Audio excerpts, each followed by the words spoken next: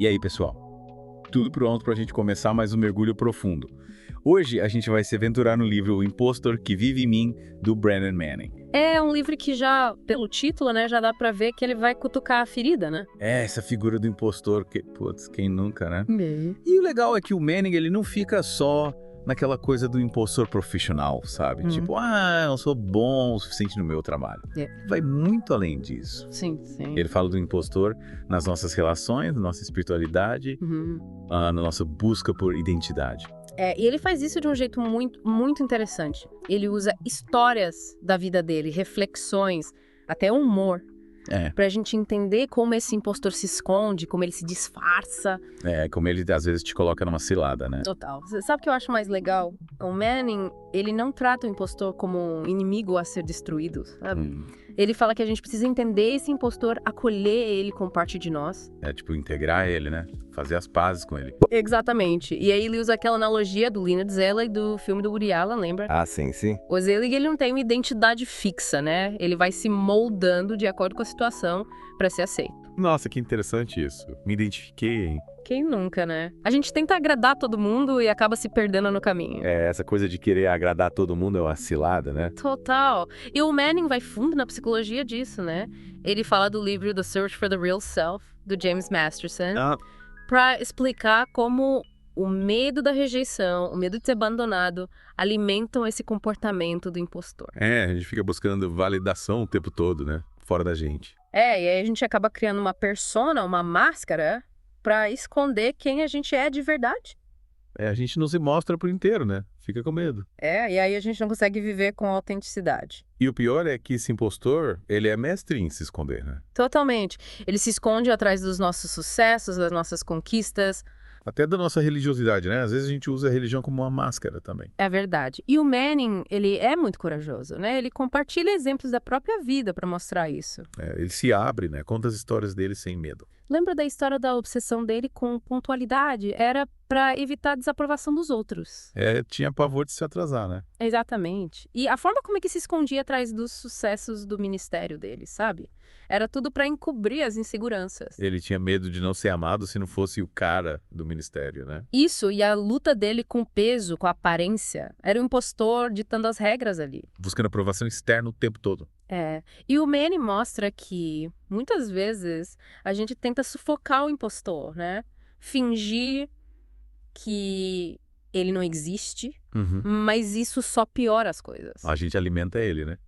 O primeiro passo é reconhecer que ele tá lá. Entender de onde ele vem. Isso. E aí a gente começa a se libertar, né? Exatamente. E aí que entra a beleza da mensagem do Manning.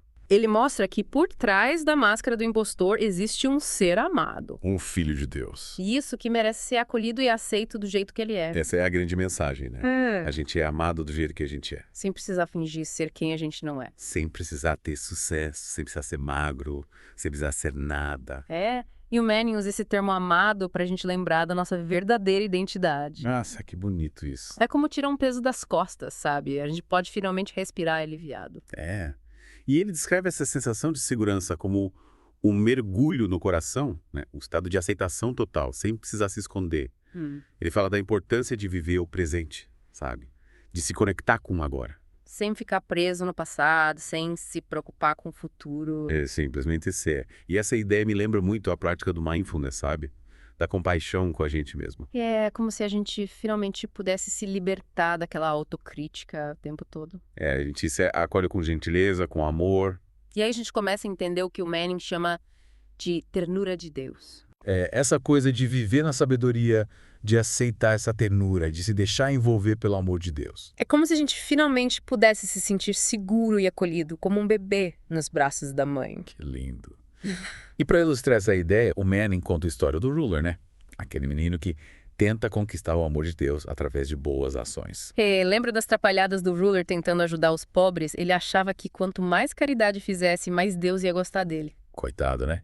Ele queria tanto agradar a Deus, e no fundo a gente faz a mesma coisa, né? É verdade. A gente tenta conquistar a aprovação de Deus através das nossas obras. Dos nossos esforços, dos nossos sacrifícios. Mas o Manning mostra que a verdadeira aceitação vem de dentro. Do reconhecimento de que a gente já é amado. Isso.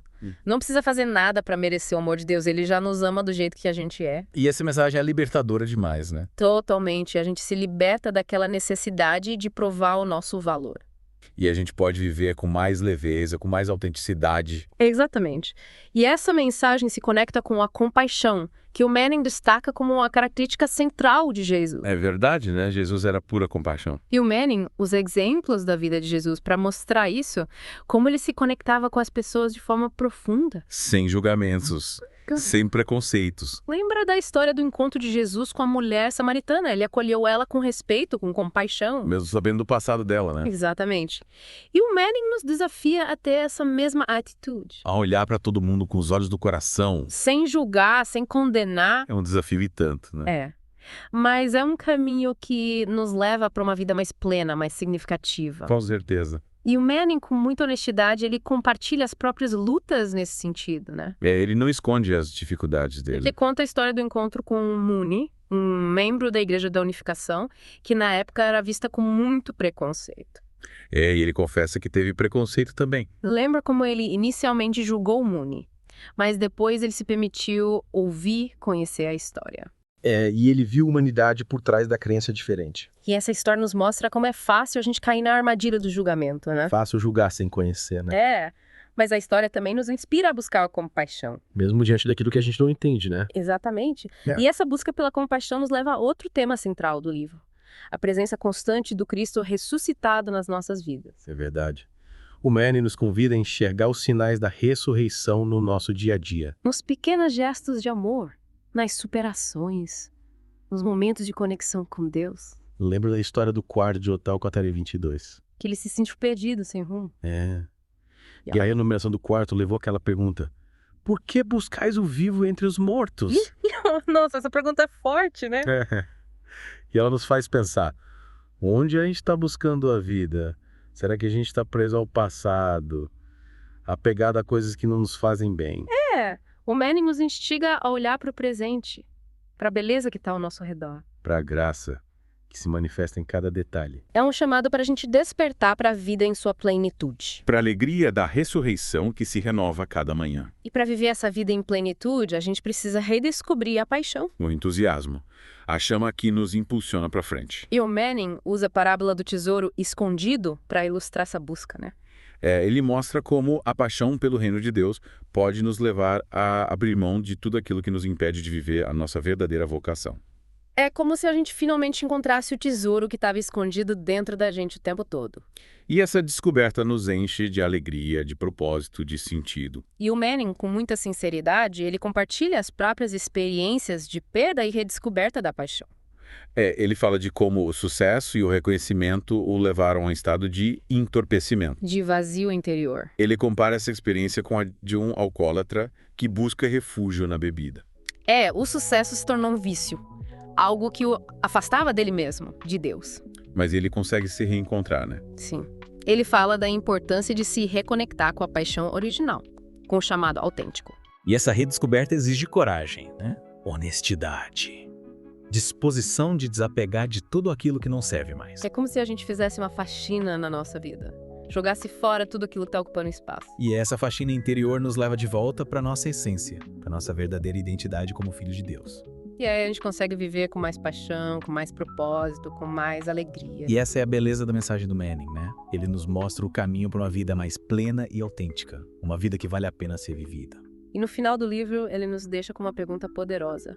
Se Jesus entrasse na sua vida hoje, onde ele te encontraria? O que ele te diria? Nossa, que pergunta, hein? É o convite para a gente fazer um exame de consciência, uma avaliação sincera da nossa vida. Das nossas escolhas, das nossas prioridades. E aí, o que você acha? Onde Jesus te encontraria hoje? É uma pergunta que mexe com a gente, né? Me faz pensar em como eu tenho investido meu tempo, minha energia. Acho que ele me encontraria buscando viver com mais intencionalidade, tentando alinhar minhas ações com meus valores mais profundos. E você? Nossa, que profundo. Acho que ele me encontraria buscando me libertar da necessidade de agradar a todos, sabe? Tentando ser mais fiel a mim mesma, mesmo que isso signifique desagradar algumas pessoas. E sabe, essa busca por autenticidade, essa coragem de ser quem a gente é, me lembra muito da história do Manning com a bebida. Ele teve a coragem de encarar o alcoolismo, de buscar ajuda, de se reconstruir. É verdade. E ele fala sobre isso já de um jeito muito honesto, né? É sem romantizar o sofrimento. Ele sabe que a jornada é difícil, mas também libertadora. E o legal é que o Manning não se coloca como um guru, né? Ele compartilha as próprias lutas, as fragilidades, e isso o torna mais humano, mais próximo da gente. Ele mostra que a gente não precisa ser perfeito para ser amado por Deus. É na nossa imperfeição que a graça se manifesta, né? Que mensagem libertadora. A gente não precisa ter todas as respostas. É isso aí. A gente pode acolher nossas imperfeições e lembrar que estamos sempre em transformação. E essa transformação, essa busca por uma vida mais autêntica, é o que ele chama de recuperação da paixão. Ele mostra que a gente pode reacender a chama do entusiasmo, do propósito, da alegria de viver. Lembra da analogia com a parábola do tesouro escondido. Sim. A gente precisa abrir mão de tudo que impede a gente de encontrar esse tesouro, né? Seja a nossa vocação, nosso propósito de vida, nossa conexão com o amado. E essa busca pode ser desafiadora, né? Às vezes a gente precisa repensar nossas prioridades, nossos hábitos, nossos relacionamentos. É como se a gente fizesse uma faxina na alma, sabe? Limpasse tudo que está acumulado, ocupando espaço, impedindo a gente de respirar. É uma faxina libertadora e desafiadora ao mesmo tempo. No final dessa jornada, o que a gente encontra? A gente encontra a gente mesmo, né? Sem máscaras, sem ilusões, sem expectativas dos outros. Encontramos nossa essência, nossa beleza, nossa capacidade de amar e ser amado. Encontramos Deus, né? De braços abertos, pronto para nos acolher e nos amar como somos. É verdade. E é essa descoberta, esse encontro com o amado, que dá sentido à nossa vida, que nos impulsiona para frente, que nos enche de esperança. E que a gente possa levar essa mensagem do Manning para a vida, né? Se libertar do impostor, abraçar nossa verdadeira identidade e viver com mais paixão, propósito e alegria. E nunca esquecer da ternura de Deus que nos acompanha em cada passo, nos acolhendo, nos guiando e nos amando. Nossa, que pergunta, né? É daquela que a gente fica pensando por um bom tempo. Me faz refletir sobre minhas escolhas, sabe? O que realmente tem valor para mim. Acho que ele me encontraria aqui buscando essa paz interior, essa conexão com algo maior. Você. Me pego pensando nisso também. Acho que ele me encontraria buscando coragem, sabe? Coragem para ser eu mesma, sem medo do que os outros vão pensar. E essa coragem me lembra muito a história do Manning com a bebida. Ele foi muito forte em encarar o alcoolismo e se reerguer. Sim, ele foi.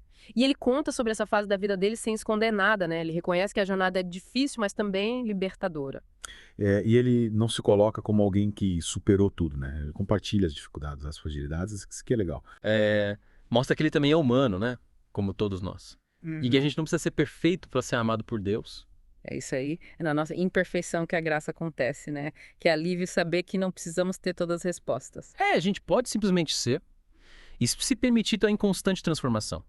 Afinal, essa busca por uma vida mais autêntica, mais conectada com o divino, é o que ele chama de recuperação da paixão. É verdade. E que a gente possa, assim, inspirar nele para reacender essa chama dentro da gente, né? Essa chama do entusiasmo, do propósito. Lembra da parábola do tesouro escondido? A gente precisa estar disposto a abrir mão de tudo que nos impede de encontrar esse tesouro, né? A nossa verdadeira vocação, a nossa conexão com o amado. E essa busca pode exigir mudanças, né? Mudanças de hábitos, de prioridades, até de relacionamentos. Às vezes a gente precisa desapegar de algumas coisas para abrir espaço para o novo. É como se a gente fizesse uma faxina na alma, sabe? Para tirar tudo que está acumulado, ocupando espaço. Uma faxina pra gente respirar melhor, né? Exatamente. E no final dessa jornada, o que a gente encontra? A gente encontra a gente mesmo, né? Sem as máscaras, as ilusões, as expectativas, a gente encontra a nossa essência, nossa beleza, nossa capacidade de amar e ser amado. E a gente encontra Deus, né? Acolhendo a gente de braços abertos, amando a gente do jeitinho que a gente é. É verdade. E esse encontro, essa descoberta, é o que dá sentido para nossa vida, o que nos impulsiona, o que nos enche de esperança. E que a gente possa levar essa mensagem do Manning para a vida, né? Se libertar do impostor, abraçar nossa verdadeira identidade, viver com mais paixão, propósito e alegria. É essa aí. E que a gente nunca esqueça da ternura de Deus, que está sempre com a gente, nos guiando e nos amando incondicionalmente. É isso aí, pessoal. Valeu por mais esse mergulho profundo com a gente. Foi incrível explorar o impostor que vive em mim com vocês. Até a próxima. Até mais!